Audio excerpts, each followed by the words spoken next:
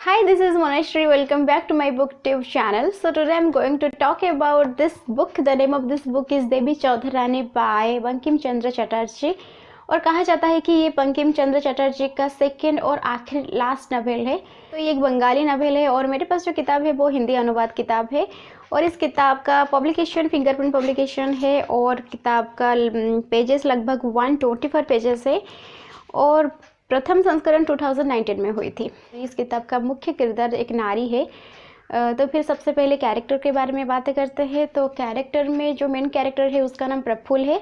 वो एक गरीब ब्राह्मण परिवार से है और उसके पिता का मृत्यु हो गया है। वो अपनी माँ के साथ रह रहा है। पर उस कहानी की शुरुआत में ये होता है कि प्रफुल्ल की शादी बज्र नाम के एक लड़का से हो चुका है, पर कारण की वजह से प्रफुल्ल की फादर इन लॉ प्रफुल्ल को घर से बेघर कर देते हैं। तो कहानी के आगे में प्रफुल्ल जब अपनी माँ के साथ अपने ससुराल वापस आता है तो उसे पता चलता है कि उसके पति के साथ किसी एक लड़की से नहीं बल्कि 2 लड़कियों से हो चुका है। और प्रफुल्ल अपनी सौतन सागर से मिलता है और सागर बहुत अच्छी लड़की है और सागर प्रफुल्ल को बहुत सपोर्ट करता है। अपने ससुराल में एक दिन रहता है और उसी एक दिन में उसके ससुर उसे फिर से घर बेघर कर देता है और इसी कारण की वजह से प्रफुल्ल की मां की मृत्यु हो जाती है और प्रफुल्ल अकेला पड़ जाता है। तो प्रफुल्ल को उसकी फादर इन लॉ कहते हैं कि अगर तुम्हें रहना है तो तुम डाकू या चोरी करके रह सकते हो, पर मेरे घर में तुम नहीं रह सकते।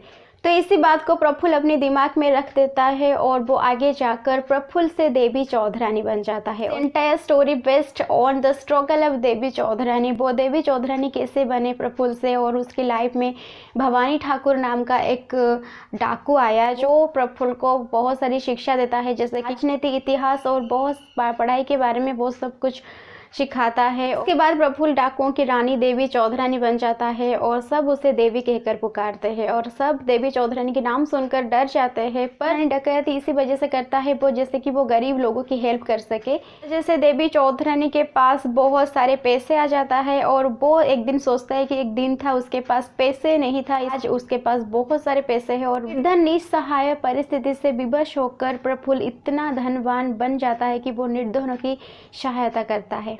तो आखिर एंड ऑफ द स्टोरी ये होता है कि प्रफुल्ल अपने ससुराल वापस आता है और उसके पति के साथ उसका दोबारा शादी होता है। तो ये पूरे किताब पढ़ते हो तो आपको पता चलेगा कि वो अपने पति से कैसे मिला और क्या क्या हुआ उसकी लाइफ में। तो ये एक अच्छी किताब है। ये किताब आप पढ़ोगे तो आपको जरूर पसंद आएगी। तो ये कहानी एक सीधी सादी दुर्बल नारी परिस्थिति से होकर कैसे एक सबल नारी बना उसके ऊपर आधारित है। तो आज के लिए बस इतना ही। अगर आपको ये वीडियो पसंद आया तो प्लीज़ वीडियो को लाइक कीजिए और चैनल को सब्सक्राइब करना मत भूलिएगा। Thank you so much for watching this video.